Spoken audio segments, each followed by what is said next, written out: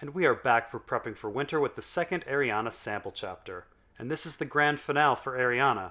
After a couple weeks on the road, she has finally made it to Griffin's Roost, only to find out that the Golden Company wants her to head to Storm's End to find Aegon and Jon Connington there. However, Damon Sand, who's been trying to undermine this mission the entire time, is strongly against going. And so, let's continue.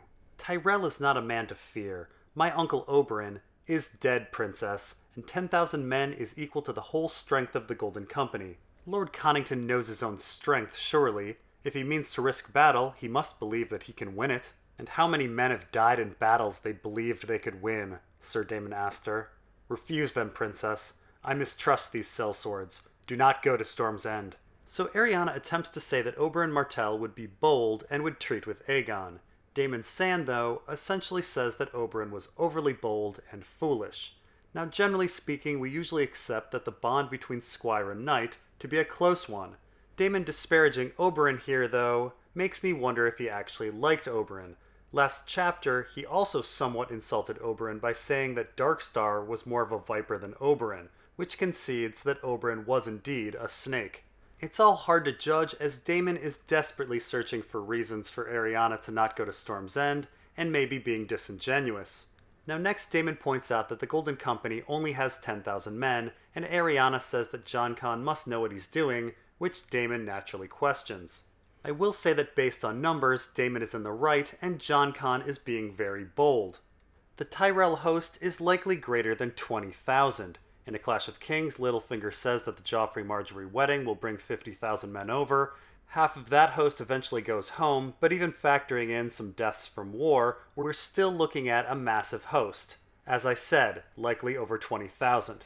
So Jon Con must have some sort of secret plan to deal with the fact that he's so grossly outnumbered. What makes you believe they will allow me that choice?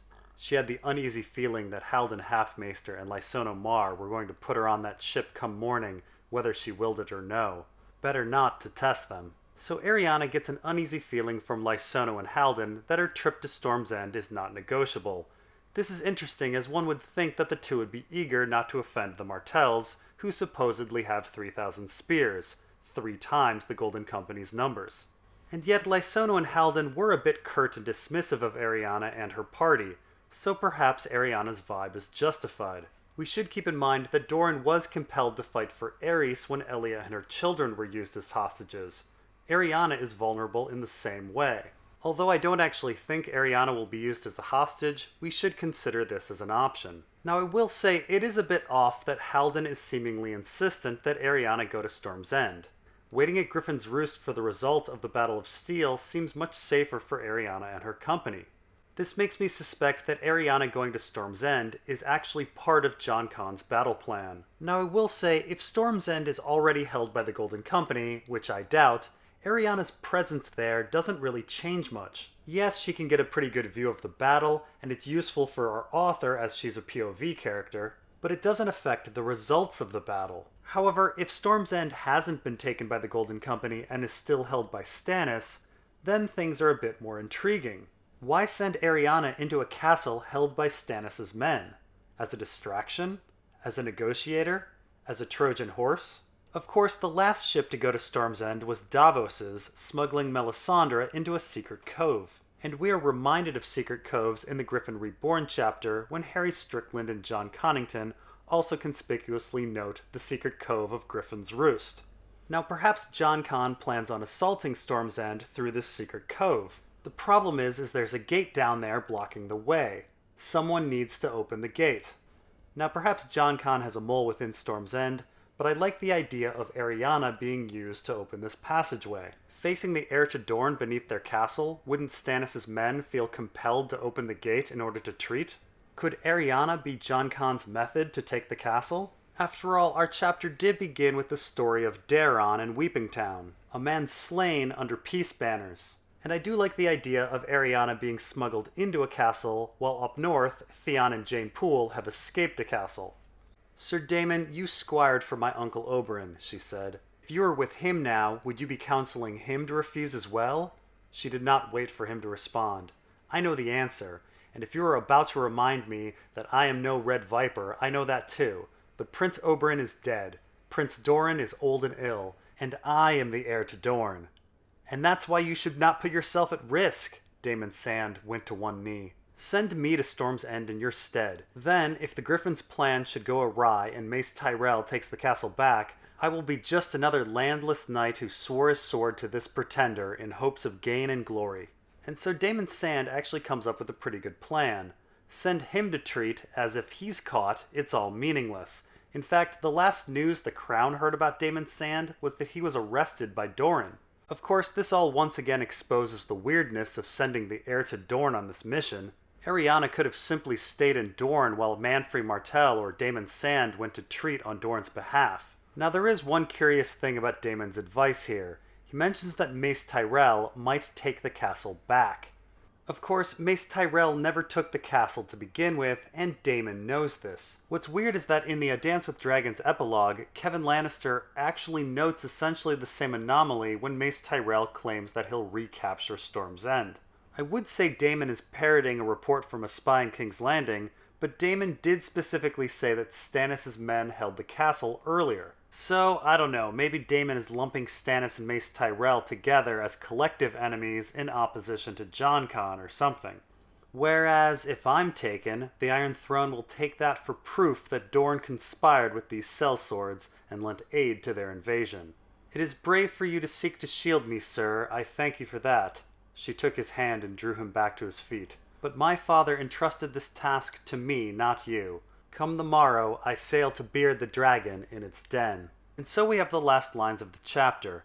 Interestingly, Ariana thinks of information that supports Damon's position right before declaring that she will go to Storm's End. One could almost read this as Ariana wanting to be outed as an enemy of the Lannisters. After all, that was the point of the queen-making adventure, to provoke war with the Lannisters. It would be the same situation, but instead Aegon would be the stand-in for Myrcella. It would explain why Ariana wants to treat with Aegon so desperately when we already established in the last chapter that she doesn't really care about his true parentage at all. He's a stranger no matter what. Now with our last line, we see that Ariana thinks that she's going to treat with Aegon at Storm's End, which means it's likely that some aspect of that statement will go awry. I'm guessing that when she gets to Storm's End, Aegon won't be there, and it will instead be Stannis' men. Or perhaps she won't be brought inside the castle, or maybe she's not going to Storm's End at all. Something is likely to go wrong, though.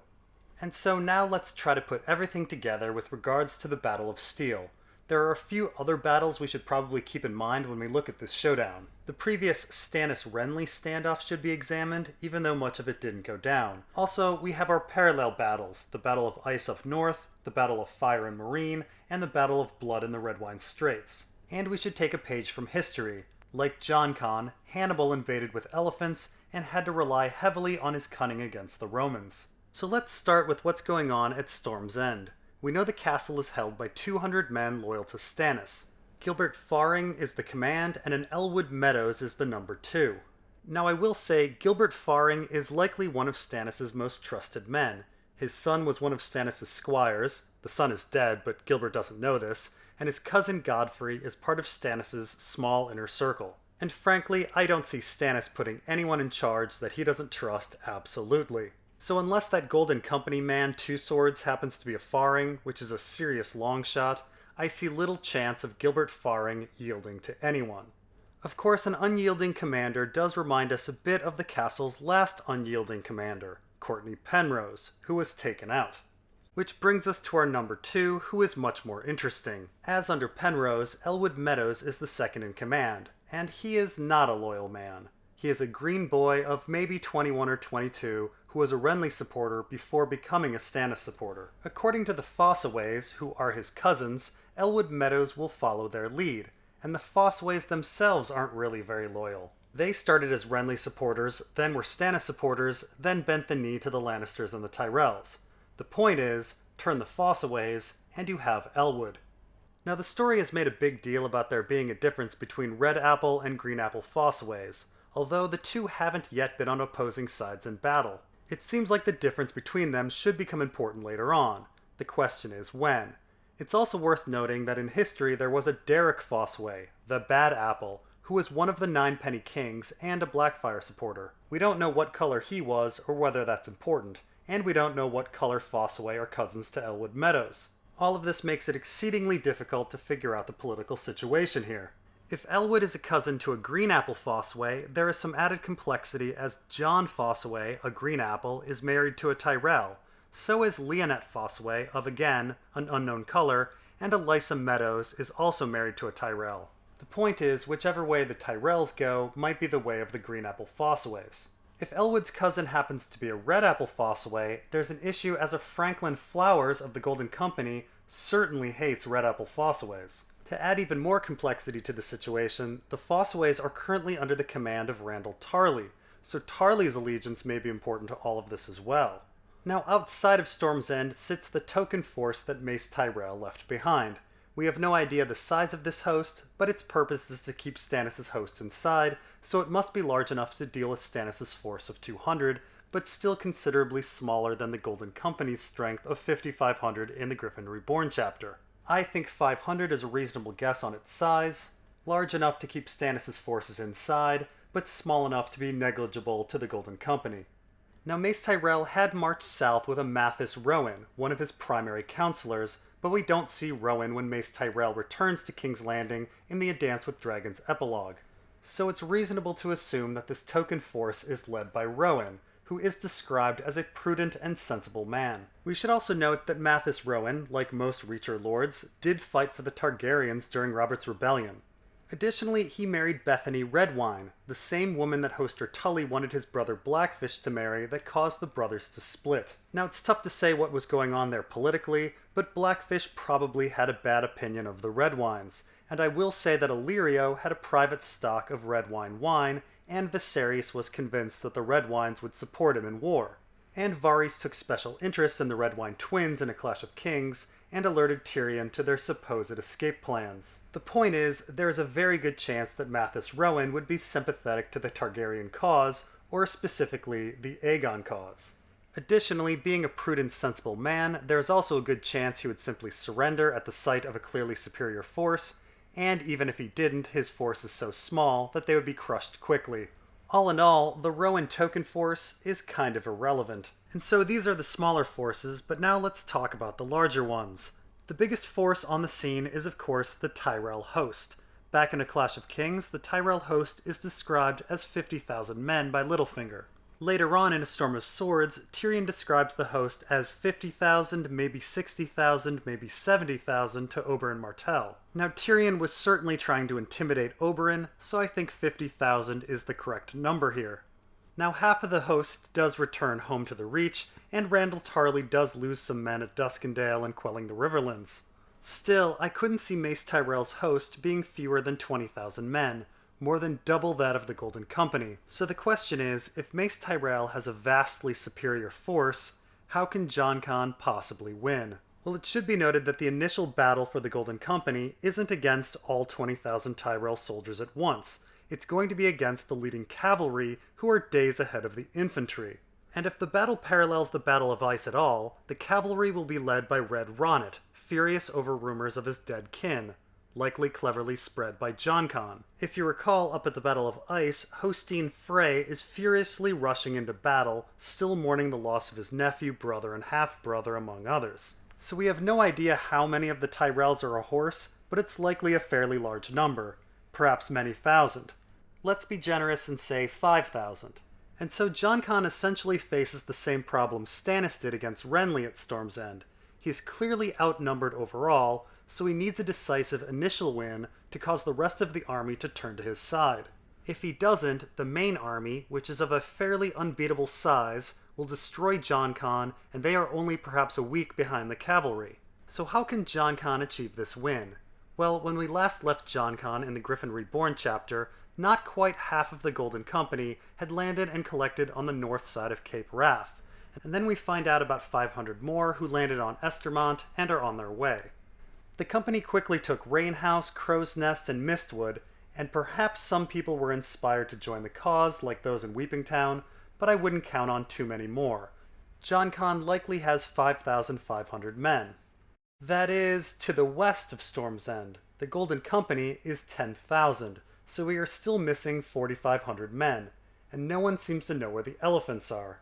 Now, importantly, we also hear about Tarth being taken, shown in the upper right part of the map, so at least some of the company was landing there. So we seem to have a pretty big spread of where the company was landing, from Tarth in the upper right to Estermont in the lower right. It stands to reason that much of the company would be landing in between, east of Storm's End, and those who landed on Tarth would also be coming over to the east side as well. In fact, I'm willing to bet that's where the elephants are, to the east. Rumors were going around that elephants were in the Rainwood, but we saw no evidence of that, and the Rainwood seemed like an impossible trip for elephants. In fact, I surmise that the elephants in the Rainwood rumor was planted by Jon Con. The elephants aren't coming from the west of Storm's End, they're coming from the east. And we should remember that storming in from the east was Stannis' plan against Renly, and elephants to the east specifically is what Tyrion hears about at the Battle of Fire in Meereen. So Jon Con has forces on both sides of Storm's End. So what? How advantageous is that? Well, again, we have to remember that Jon Con said he was going to win by trickery. So what's the trick? Well, Jon Con also said he needed 10 days to prepare for battle. The 10 days line is a bit curious. The Golden Company seems pretty ready to fight. So what is Jon Con doing for 10 days that involves trickery? Now, I may be projecting what I would do to win the battle, but Jon Con and his elephants clearly remind us of Hannibal, and Hannibal once used trickery at the Battle of Ager Falernus, where he tied burning faggots to the horns of oxen and used them as a decoy army for the Romans to follow. And we did hear about the Golden Company taking oxen, and we also had mysterious covered carts.